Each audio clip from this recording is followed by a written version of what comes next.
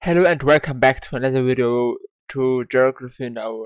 Angola, Denmark and maybe even Canada. I'm not sure if I will react to all three of the videos in this video or I will make two videos out of it. In what combinations I'm not sure. But you will later in the Denmark episode I will react now to, I think I will react to Angola and Denmark in this video. Why is this both videos? You will find out later in the Denmark episode. So please stay here and continue to watch. And yeah, let's start with the video. Please like and subscribe, please. And let's start. Where's my cursor? Here. You know, I once went to Denmark and I bought a sandwich that was $21. In some parts of Angola, that's actually considered a good deal. Welcome to the country that has the world's most expensive city. Is it here? Is it also for you very loud? Of course you can't answer this. By the way, follow me also on Twitch if you want. Maybe I will stream there someday. Yeah. Let's continue. It's time to learn geography. No! Hey everybody, I'm your host Paul Barbato. You're probably still wondering about that sandwich, but first, let's dissect the flag.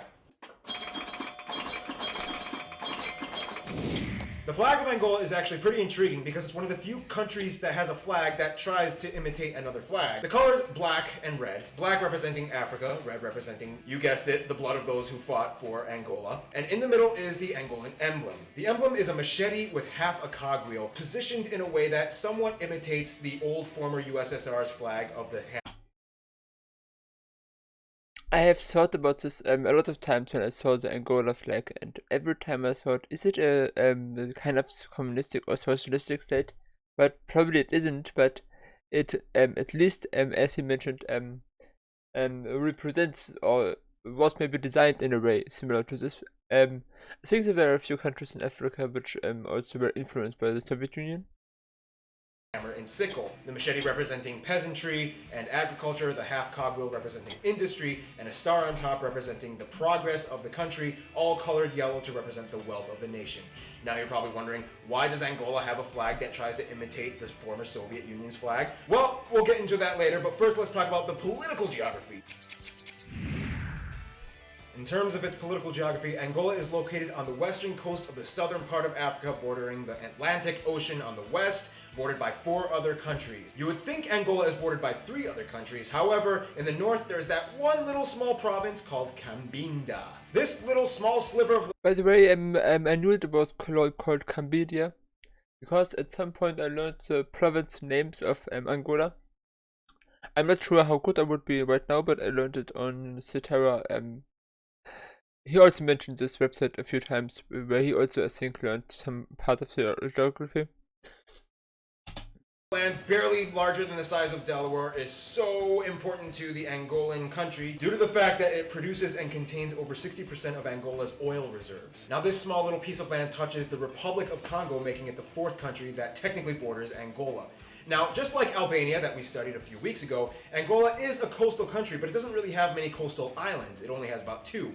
Kwanda Island in the north, which operates as an administrative town that manages the logistics of the oil companies in Angola, and Baía dos Tigres, which actually used to not even be an island. It used to be a peninsula. It was connected to the mainland by a small little thin isthmus. However, back in the 70s, the ocean completely engulfed and destroyed the isthmus and the one water pipeline that fed the one town on the island, which was named Tigres. Tigres used to be a fisher town. However, after that one freshwater pipeline that broke, almost overnight the entire town was evacuated, and today Baía dos Tigres is a ghost town. The capital of Angola is Luanda, which is an African architectural wonder, mostly built off of the oil industry money that Angola thrives off of. A large portion of their everyday amenities have actually been imported, and which is why everything is so expensive. For example, a typical sandwich could cost $26, a pair of jeans $240, and don't be surprised to see a 2 to 3 bedroom apartment go for rent for between $10,000 to $15,000 a month.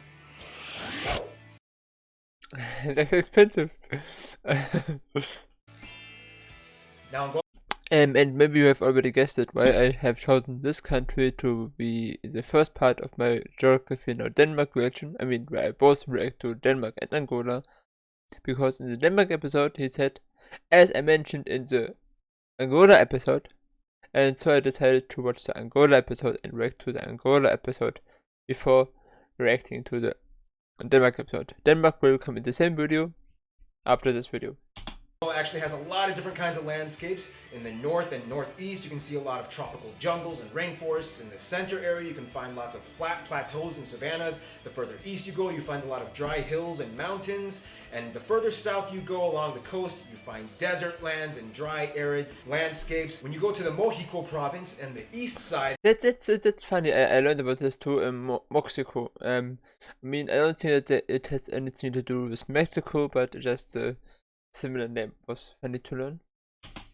you see this leaf-shaped pattern from satellite images, and that's actually a really intricately, widely dispersed section of rivers that actually kind of looks like a leaf. If you actually zoom in on these satellite images, you can possibly find native tribal towns and areas that are uncharted and unmarked on the map, but where the people still live in mud huts and thatched roof houses. Now, Angola's land is actually very rich in resources and has huge potential for land cultivation. And actually, at one point during Portuguese colonization, Angola actually used to produce almost every single major crop except for wheat, and had a huge coffee, banana, and maize export sector.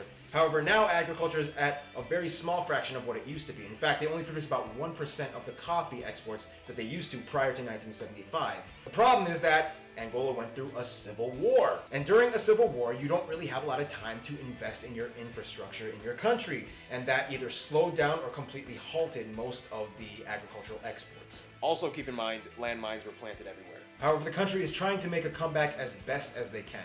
To this day, over 95% of all of the exports actually comes from oil. Now you're probably asking, why did Angola go through a civil war? What's all this stuff going on? Let's discuss that in demographics.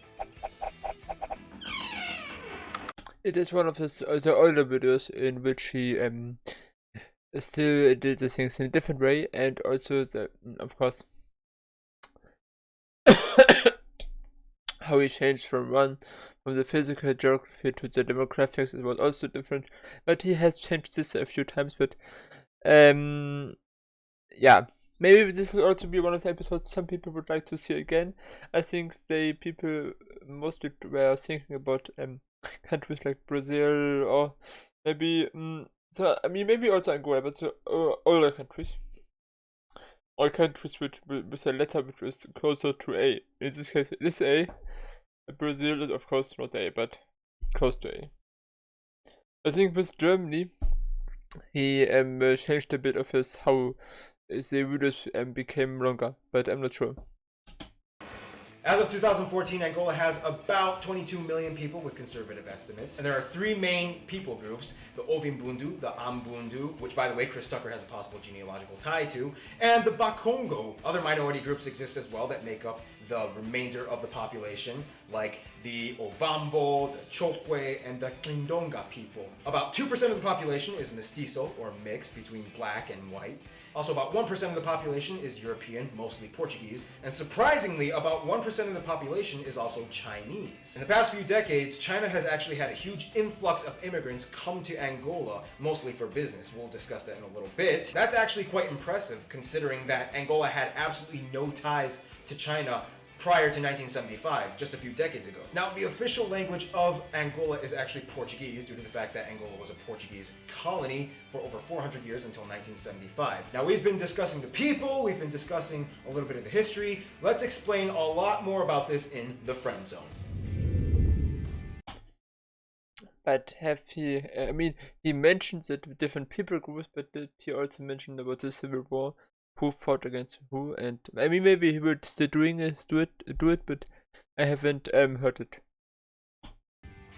Now, I didn't pay many attention. Maybe he said it. Then please just tell me how I missed it in the comments. When it comes to friends, Angola is kind of in a weird diplomatic limbo, and it all has to do with, you guessed it, the Civil War. Long story short, Angola was kind of like the Korean War. So he's mentioning it now.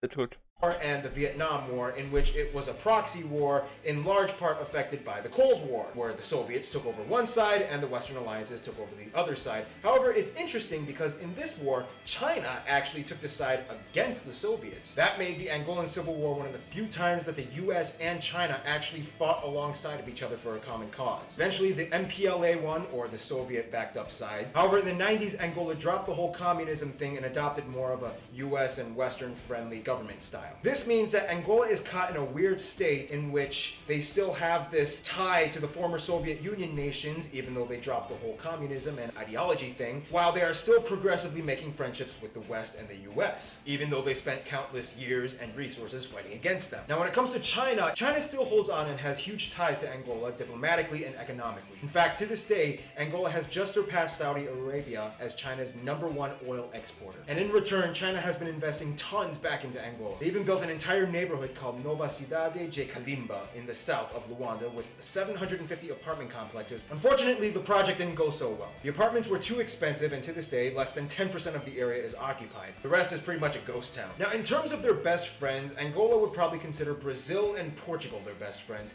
even though Portugal had occupied them for over 400 years. After they had received their independence, they still maintained friendly ties to their former colonizer. Brazil, which also used to be a Portuguese colony, not only shares a linguistic similarity with Angola, but also has a huge business sector that they share with Angola as well. Not only that, but they also relate with each other relationally, because a large portion of the black people in Brazil have possible ties to Angola during the Portuguese slave trade. They love each other. Also, Mozambique is kind of seen as like the little brother of Angola, who kind of wants to imitate him. In conclusion, Angola has gone through more shifts and changes in the past 40 years than it ever has in its entire history, and it's still changing today. Angola is definitely one of those countries you'll want to keep your eyes on. Stay tuned, Antigua and Barbuda are coming up next. For you guys, Denmark is coming up next. And I hope you will also enjoy the second video in this video. So I react to two different videos in one video.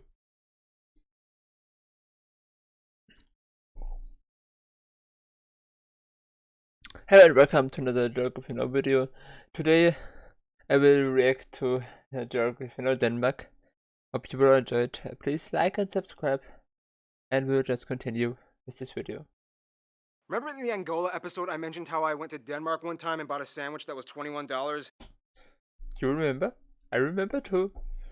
Well, this was that sandwich, and my reaction was like, $21? Oh, this better be the best sandwich I've ever had in my life. You got lucky. It's time to learn geography. No! Hey everybody, I would probably not visit Angola so soon. Maybe when I have a bit more money. But probably not now, because I have not much money, and if everything is so expensive, I need more sheep country, which is also nice and safe and so. I'm your host Barbie, Legos, Vikings, and Roll Methlol. We got a lot to cover. So By the way, about Denmark episode, I was in Denmark a few times. What means a few times? There was a time in my life where I was every year in Denmark, sometimes even twice.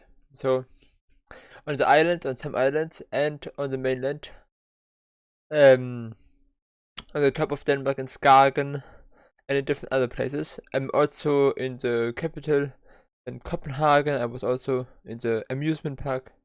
But yeah, let's continue. I'll tell you about this more later. let's jump in. Denmark, the link between the rest of Europe and Scandinavia. So much to discuss. Denmark is classified as a Nordic country, hence located in the Northern European region, even though it's kind of like the southernmost state in the Nordics. Full disclaimer, ignore Wikipedia. I'm gonna pronounce the location names in their proper Danish context. So Also, I was in Sweden once, but just for a few hours, and by accident.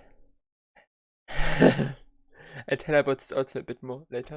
Here we go. Denmark is made of the Jutland, not Jutland Peninsula that connects to Germany in the south, as well as 1,419 islands. Of those, only 443 are named and 74 are inhabited. With the largest island being Sjælland, not Zealand, which is not to be confused with Dutch Zeeland, which is not to be confused with New Zealand, although they did get their name. I can't take it! That's too much information! It is connected to Fyn Island, not Finn Island, by the Great Belt Bridge completed in 1998. The Fyn Island, not Finn Island, by the Great Belt. This looks awesome. There's a big island in the middle, and the bridges are very long. They look very long, and they and I'm not sure if I was traveled there. I think when I was younger, I always took a ferry from somewhere and then to one of the islands. But yeah, let's continue. Bridge completed in 1998. The country is divided into 5 regions, the capital being Copenhagen, located on Sjælland. Copenhagen is home to a myriad of historical sites, palaces, statues, residential units that are all the same. It's home to a myriad of historical sites, palaces, statues, on Sjælland. Copenhagen is home to a myriad of historical sites, palaces, statues. Oh, yeah, sorry for repeating the same segment. But the left picture is very beautiful. I have seen it in person.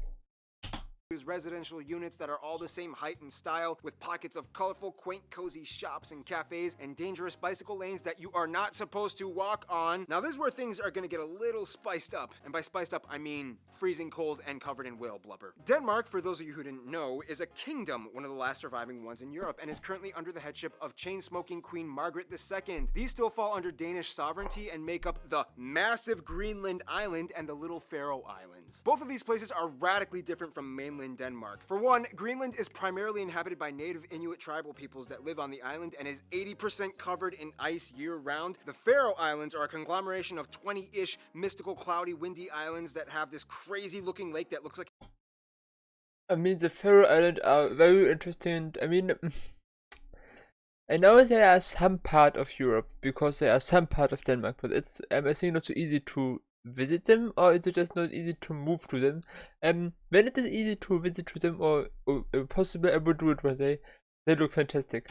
It's about to spill over the cliffs into the ocean. These 2 areas have their own self-governing home rule, otherwise only depending on Denmark for military, justice, currency, and foreign affairs. Otherwise, I mean, that's pretty much it. I mean, historically, they did try to kind of create an empire by colonizing parts of the Caribbean, Ghana, India, and then in the Nicobar Islands in the Indian Ocean, but they kind of ran out of money and ended up selling everything to other countries. Too bad. It would be awesome to see people in the Indian Ocean speaking Danish. Nonetheless, mainland Denmark is kind of... I think this Indian Ocean speaking Danish. I think that's a reference and a thumbnail from a video he made on the 1st April, where he always creates a new country somehow and makes an episode about this. I think I've never watched one of this, but I mean, I think I watched one, but then I realized it is just a joke, and I didn't watch the others. But yeah. Nonetheless, mainland Denmark is kind of like a fast-moving economic machine. Let's talk about how. Now, when it comes to land makeup... Until the end of the video where he said it was the first April's Fool's joke, I thought it would be really the country. Denmark is pretty flat. I mean, the highest point, Møllehøj... Not this country, but another video about another 1st April video.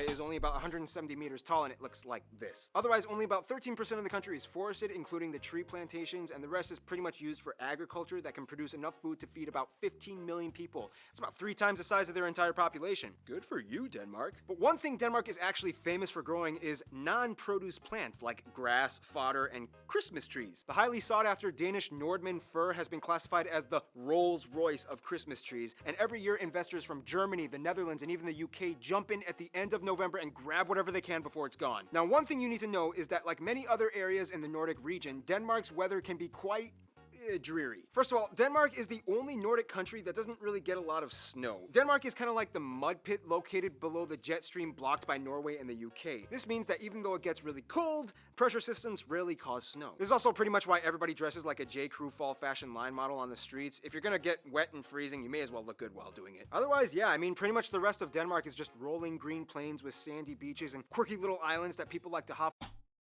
Beaches, yeah, it is fantastic. These beaches, really, you can just go from the house. I mean, we always rented in a house, or it's kind of I'm not sure how it's called in English, but you can rent a house, Ferienhaus in German, and then going to the beach in the morning and see the ocean. It's just fantastic. Both seas, the Baltic and the North Sea. Over for camping trips in the summer. If we were going to talk about Greenland and the Faroe Islands, we would get a radically different story of mind-boggling, captivating cliffs, bluffs, sea stacks, glaciers, fissures, icebergs, and mountains. If you don't know what a Mulan is, it's not this, but this. This Mulan is large enough to swallow a school bus. But we'll have to save that for another video that'll come out in 9,374 years. In the meantime, let's talk about the people. So he is saying that he will eventually make a video about the Faroe Islands and Greenland one day. And let's see if this will happen.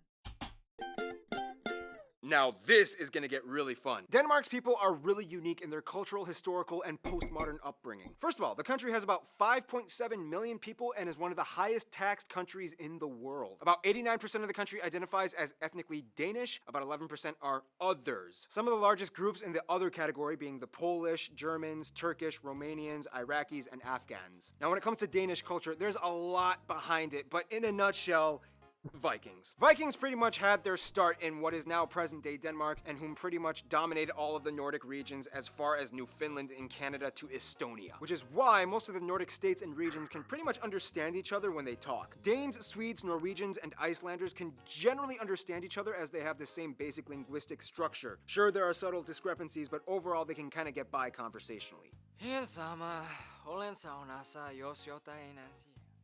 Granted, there's a saying, I mean, the Finnish flag looks similar to the Norwegian, Swedish, and Icelandic flag, but I think it's from the language very different. But the flag, at least, has a similar style.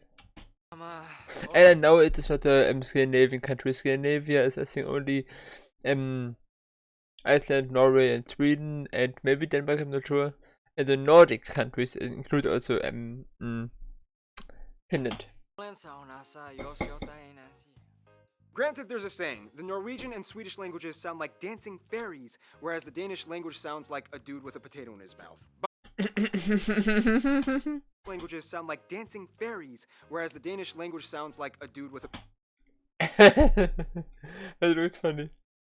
Potato in his mouth. By the way, anybody who wants to learn Danish, full disclosure, it's gonna suck. The J makes the Y sound, the Y makes the U sound, the V makes a W sound, the R makes a R sound, the H is silent half the time, a ton of the letters are never even used, and don't even get started on A, U, and O. I kind of discovered a little trick though when I went to Denmark. When speaking Danish, all you really have to do is kind of like pronounce the first part of the word that you think makes a sound, and then just kind of like give up on the rest of the word. For example, Copenhagen, Nubrogen, Løvstrand. I'm literally just listing names of places in Copenhagen that I've been to. Honestly though, you really won't have much of a problem getting around if you speak English. Over 80% of the entire country, mostly the younger generation, speaks proficient English to the point where they don't even need subtitles when watching American TV shows and movies. Also, keep in mind, Greenland has its own language that is completely unintelligible as it's an Inuit language closer to the indigenous Inuktitut and Yupik languages found in Canada and Alaska. And Faroese is pretty hard for most Danish people to grasp as it actually has more words rooted in the ancient Norse language, and it's actually more intelligible to Icelandic. Back to culture though, Denmark has definitely left its mark, whether it's notable figures like author Hans Christian Andersen, philosopher Søren Kierkegaard. It's a Swedish person I was thinking about. I was about to mention a writer I know, but I think she's Swedish. Or whether that's actually how you pronounce his name. Wow. It's not Søren Kierkegaard. It's or whether it be the invention of the loudspeaker, or Legos, or their love of handball, their impeccable architecture, love of cuisine, Noma in Copenhagen. I hope you're still all watching. Have you already subscribed to my channel? Please do so. Follow me on Twitch. Also, if you want, I will stream there eventually at some point. And yeah, link in the description or the main channel page. Please. And by the way, being voted the best restaurant in the world with plates that feature live ants and moss. If you're really gonna get a feel for Danish culture, I'm not impressed. though, you kind of have to know about janteloten and hygge. The funny thing is, Danes are kind of brought up in a social mindset that is kind of integrated into their subconscious, known as janteloten, which kind of translates to something like, you are not better than the crowd, which I know sounds kind of depressing, but it's really trying to instill a sense of equality and communal cooperation. Hygge translates to something like, spend good times with friends and family, and it's like a cozy thing. Of course, Denmark is known for being ranked one of the happiest overall countries, even though they are also kind of one of the highest ranked consumers of antidepressants as well. But hey, they still pull off everyday life looking oh so good, even I thought Finland is one of the countries with the highest depression rates and stuff, because also it's so long winter and so long summer with the polar night and polar day. I think it's correctly.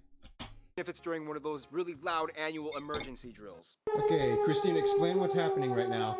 Denmark is testing the sirens for warfare. Yeah, when we're being attacked by the Germans again. I'm scared. I'm really scared right now. Let's run to the security basement. The Germans are coming! Speaking of Germans, We are coming. Prepare yourself. now we all know that one person we're all kind of jealous of because they're Die Deutschen sind im Anmarsch. Aufgepasst. Stillgestanden. Sorry, I continue. kind of rich, well-adjusted, and have a ton of friends, and they're like kind of good-looking. Well, that's Norway. Denmark is a little bit rockier. No, but seriously, for such a small nation, Denmark has a huge entourage of friends, and it's almost kind of hard for anyone in the world to dismiss them at a party. As a founding member of the EU and NATO, Denmark has had roots planted in diplomacy for decades. First off, Denmark generally gets along with Germany. Business between the Germans is a hugely integral part of their economy, and Denmark acts like the gateway to Scandinavia for them and the rest of Europe. The US and the UK are incredibly close, as both tangible and cultural imports have been established for centuries. For a while, the Danes even took over parts of the UK, which is why to this day the English language still retains hundreds of Old Norse-derived words like leg, dog, and window. The closest friends, though, would have to be the Nordic countries: Finland, Sweden, Norway, and Iceland. These four are without a doubt Denmark's closest friends, even though Sweden and them have kind of had more wars and battles historically than any other two states in the world. They've moved on and grown up. Out of the Nordic countries, though, Norway would probably be considered their best friends. Danes are obsessed with Norwegians and often consider Norway the girlfriend they took away from Sweden. In conclusion, Denmark is the rich, rainy rascal that always seems to show up on time for every party, but somehow gets all his work done in an organized, efficient manner. Stay tuned, Djibouti is coming up next.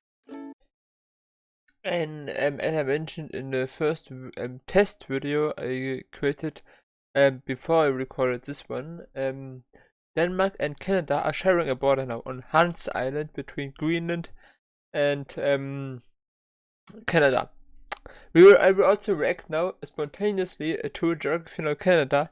So 3 countries. You have to subscribe now. Please subscribe. If you're still watching, subscribe to this video. And yeah, let's do this. Because of Hans Island. Yeah. Here at Geography Now, we got over 40 people that emailed us to help out with this episode from Canada. So without further ado, here comes the Canada episode.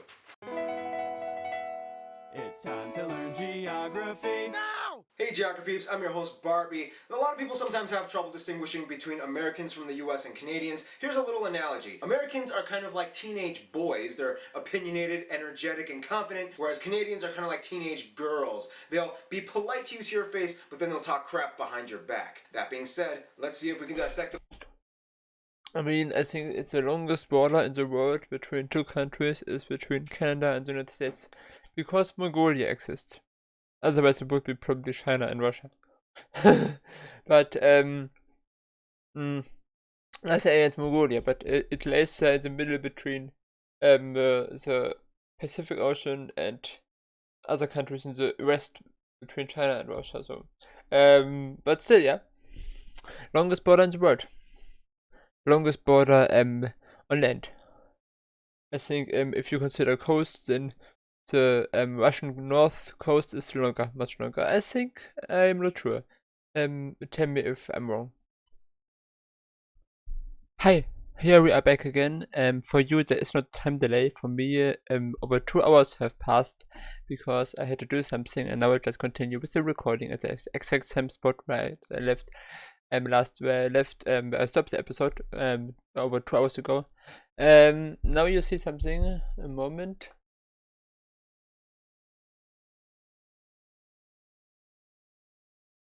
It's my webcam. Maybe you noticed.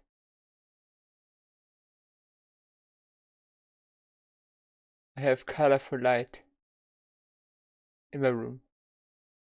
I just wanted to show you. Now I will hopefully stop. No, I don't. I want a bit. I want blue. I want blue.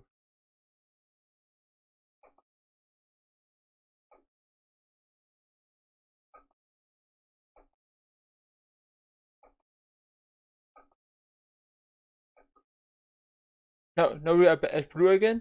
Yeah, I have colorful light. So subscribe for this colorful light. And now let's jump into this video. I just see how Qatar became the world's most OP country. Was released 1 hour ago from Real Life Law.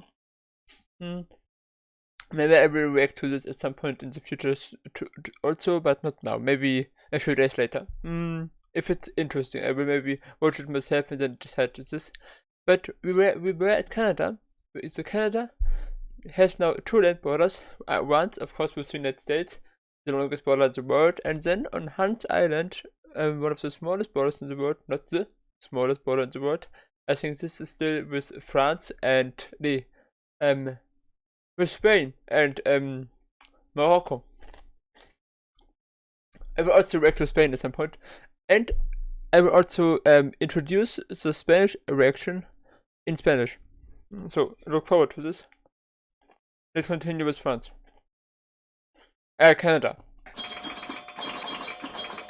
There's no. I mean, for me there was no audio there.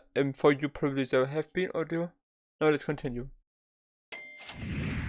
The flag consists of Okay. a red field with a white square in the middle. In the middle of the entire flag lies a single 11-pointed red maple leaf. Red symbolizes the sacrifice during both world wars, and the white symbolizes the peace, tranquility, and neutrality of the country. The maple leaf has historically been a symbol of Canada for centuries, even during British rule. Some Canadians will tell you the 11 points symbolize the provinces, and the last one being for the territories, but that's not really true. That's just kind of how the leaf looks. Also keep in mind, Quebec would much rather fly this flag instead of the maple leaf, but we'll discuss more about that in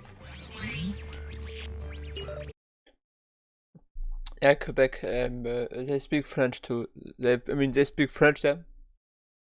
Now I have never been in Canada, so but yeah, interesting country probably. Look forward to visit it maybe someday.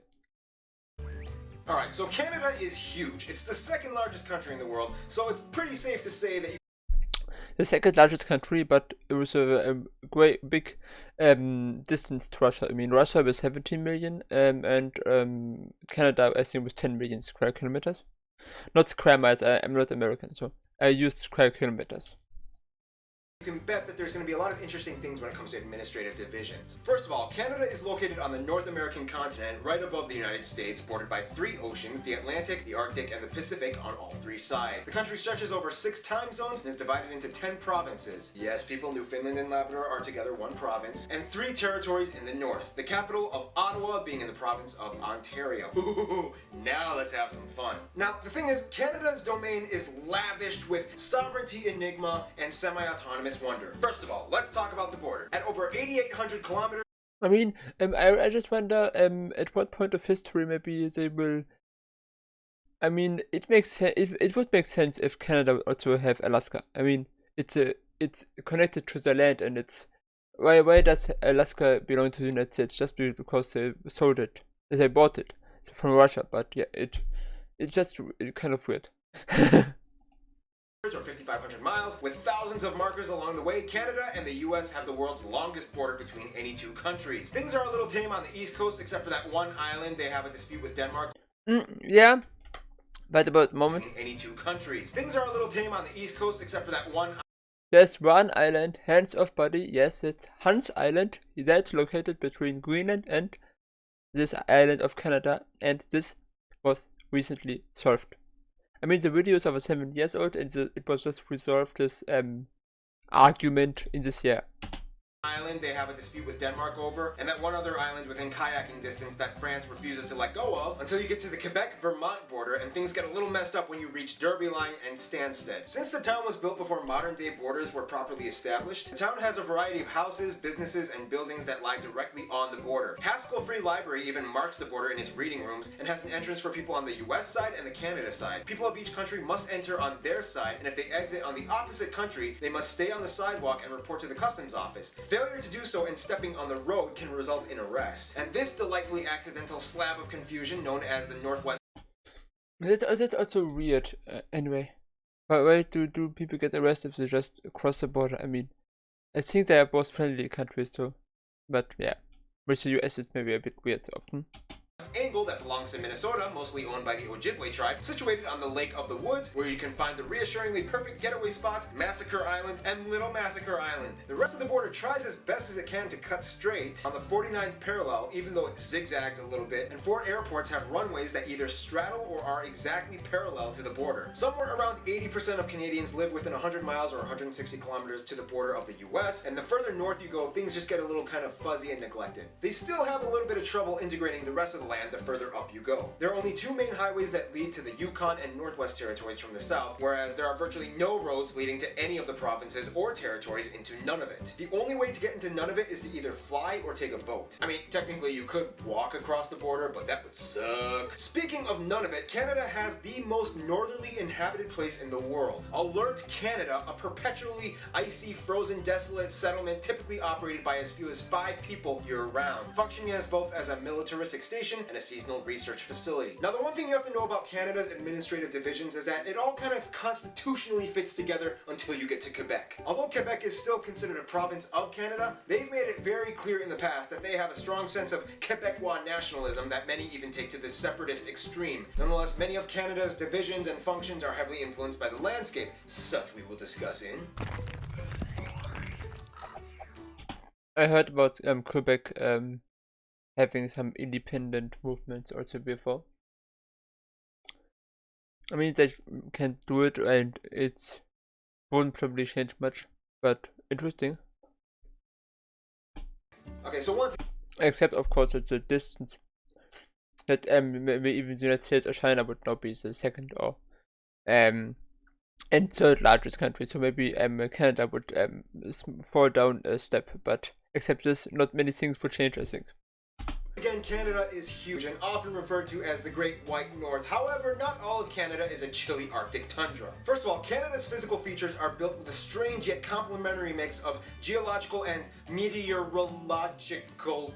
Yes, that's a word. Score meteorological facets. Looking at Canada, one of the most notable features that sticks out would have to probably be the Hudson Bay. The second largest bay in the world after the Bay of Bengal, and the largest bay that freezes over in winter. This bay provides a drainage basin that hydrates about half of the entire country and a little bit of the northwest of the US. The strange thing is that the Hudson Bay actually sits on a gravitational anomaly in which gravity here is actually a little bit lower than the rest of the planet's average. It has to do with some kind of sciencey reason about ground convection and ice melt rebound, yada yada yada. Hey guys, want to lose some weight? Try the new workout and diet trend, Hudson 90X. Our diet and workout plan includes going to the Hudson Bay! No, but seriously, almost nobody lives along the Hudson Bay. It's almost impossible to build roads with the rugged, splotchy rock landscape with too many ponds and lakes getting in the way for any straight highway to be built. Speaking of which, at around 2 to 3 million, it's actually speculated that around 60% of all the world's lakes and about 30% of all the world's fresh water can be found in Canada. Tap water can actually have better quality than bottled water in Canada. This has to do largely with the domineering, freckly crevice zone that takes up about half of the entire country, the Canadian Shield. The Canadian Shield is a wide plateau of exposed Precambrian igneous rock that harbors little soil and vegetation, but offers a glory field of mining. Canada has some of the world's richest deposits of metal ores like nickel, gold, silver, and copper. 2/3 of all the cesium in the world comes from one mine in Manitoba,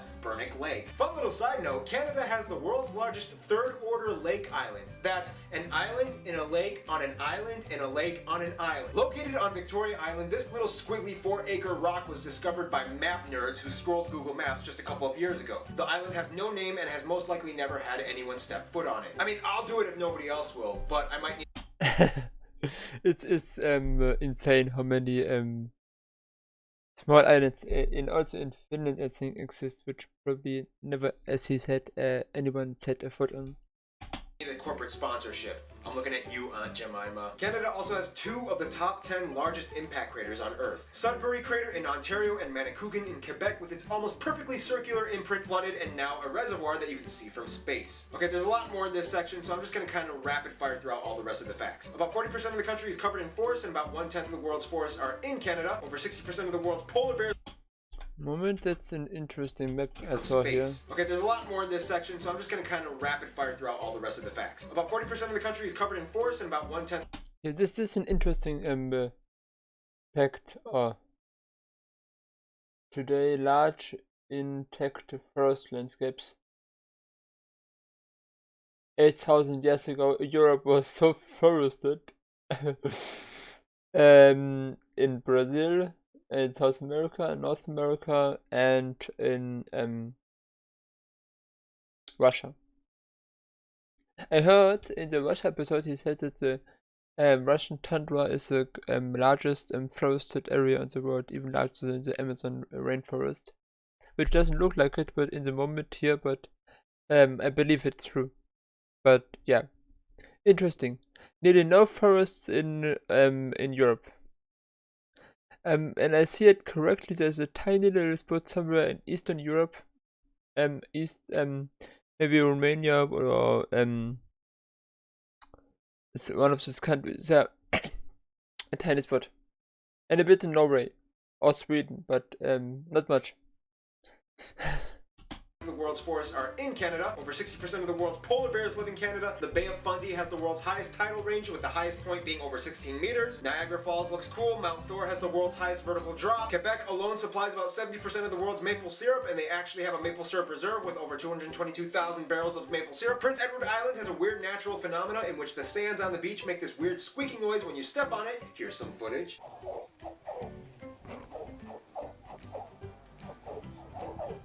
The largest inland lakes, besides the ones shared with the US on the Great Lakes, are the Great Bear and Great Slave Lakes, named after the Slavey people. No, I'm not talking about slaves, I'm talking about the Slavey people. There's a difference. One we'll discuss in... Demographics. Let's see. Canada is one of those places where everybody kind of fits in, but there's always a little bit of gossip going around every corner. First of all, Canada has about 35 million people, making it one of the least densely populated places on Earth. I think California has more people in it than Canada. About 3/4 of whom identify as white. Asians make up about 14%. Natives and Aboriginal peoples make up a surprising 5%. Blacks at 3%, Latinos at 2%, and the rest are just kind of everything else. Now again, Canada's population takes another turn because in addition to ethnicity, Canada also has linguistic groups. About 1 out of every 3 Canadians either speaks French fluently or understands enough to get by. The whole Quebec thing kind of plays a paramount role in Canada's societal operations. They kind of have to work really hard to make sure that this one province cooperates. Also, keep in mind, Quebec isn't the only place in Canada where French is spoken. Communities in Ontario, Manitoba, and especially the Maritime Province like Newfoundland, New Brunswick, and Nova Scotia have huge communities of French speakers. The difference though is that these French speakers have an even deeper level of segregated culture. Many people in the Maritime Provinces have a unique Acadian French culture that differs from Quebec. Fun side note, the Cajun people of the US in Louisiana are generally descended from the Acadian people that were expelled and deported from these provinces by the British in the 1700s. Back then, the Louisiana Purchase. Yeah, all of this was French, I think. So when they would have kept it, I think Napoleon sold this to the United, and when they would have kept this, it would have been insane, I think. Didn't happen yet, so all of this area was still French. Yada yada yada, they came over and invented gumbo. So that's why Cajuns speak French, America, because Canada! Nonetheless, about 1 out of every 5 Canadians was born outside of Canada, making Canada pretty diverse, especially by US entertainment quota standards. Alright, toss in a black guy, an Asian girl, why not throw in one of those Indian guys? Those people are trending these days, but make sure the lead is a handsome, attractive, rugged white guy. And this is where I want to make a geography now spotlight. Canada has a somewhat shrouded community of under-highlighted individuals that typically go unnoticed even by Canadians. Sure, we can talk about Toronto, Vancouver, heck, even Calgary has some chips on the table, but nobody really gives these guys a chance. So Yukon, Northwest, none of it, I'm putting you guys on display. Altogether, the population of all 3 of these territories is only about 110,000 people, making it the most sparsely populated area of all of Canada. First of all, Indigenous peoples of Canada number about 850,000 and altogether have about 630 reservations speckled throughout the entire country. The largest reserves are located in these territories. Indigenous people in Canada are generally categorized into 3 separate groups: the First Nations, the Métis, and the Inuit. The Métis are mixed-race Indigenous, the First Nations are generally southern tribes that typically live in forested areas, and the Inuit are straight-up Arctic folk. Here's how you can kind of distinguish the 3 territories. Yukon is predominantly white, the Northwestern Territories has a lot of First Nation tribes, like the Slavey people who can be found close to the Great Slave Lake, although many of them prefer to be called the Dene. Cool side note, the Navajo tribe in the US to some extent trace their heritage to these people. See how everything is connected, people? Finally, we reach Nunavut, which is almost exclusively Inuit. The Northwest Territories and Nunavut actually used to be part of the same territory, but then in 1999, Nunavut was like,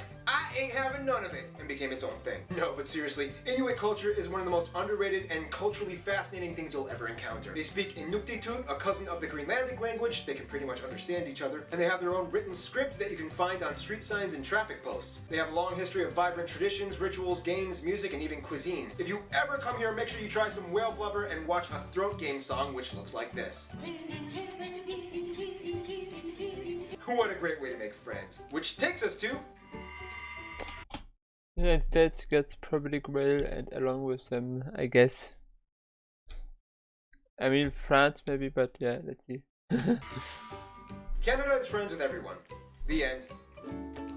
Nah, okay, let's elaborate just a little bit more. Okay, so Canada does kind of typically maintain a foreign policy that does encourage diplomacy outreach to pretty much every country that they can grab at. Heck, they even had good ties with Cuba after the US put an embargo on them. Nonetheless, Canada's relations kind of typically shadow those of the US. Allies with the same allies, and opponents with the same opponents. I mean, have you seen the movie Argo? First of all, Canada is not only part of the Commonwealth, but the Commonwealth realm. Yes, there's a difference. So in general, they pretty much get along with everything that was once part of the British Empire. Then you get the Francophone countries that also gel well with Canada as well. The funny thing is, although the US complains about the immigration procedures of Mexicans into the US, Canada is actually trying to coerce and entice Mexicans to come in. With its low birth rate and a need for a bigger workforce to assist the aging population, Canada has relaxed its immigration and visa policies in order to gain skilled workers, and specifically from the Central American regions. Flyers and advertisements are spread all over Mexico encouraging them to move in. Of course, when it comes to those closest to them, Canada does have their top pick. The United States. Some say Canada is like the little brother of the US, some say it's like the best friend, but in all honesty, Canada and the US are kind of like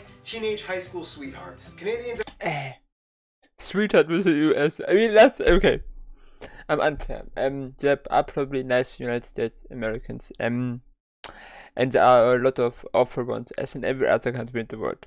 But yeah, some things that the United States has done in the past. Yeah, you know. But no prejudices. So I would suggest not to travel to the United States. At least not in the near future, because many things could get terribly wrong there.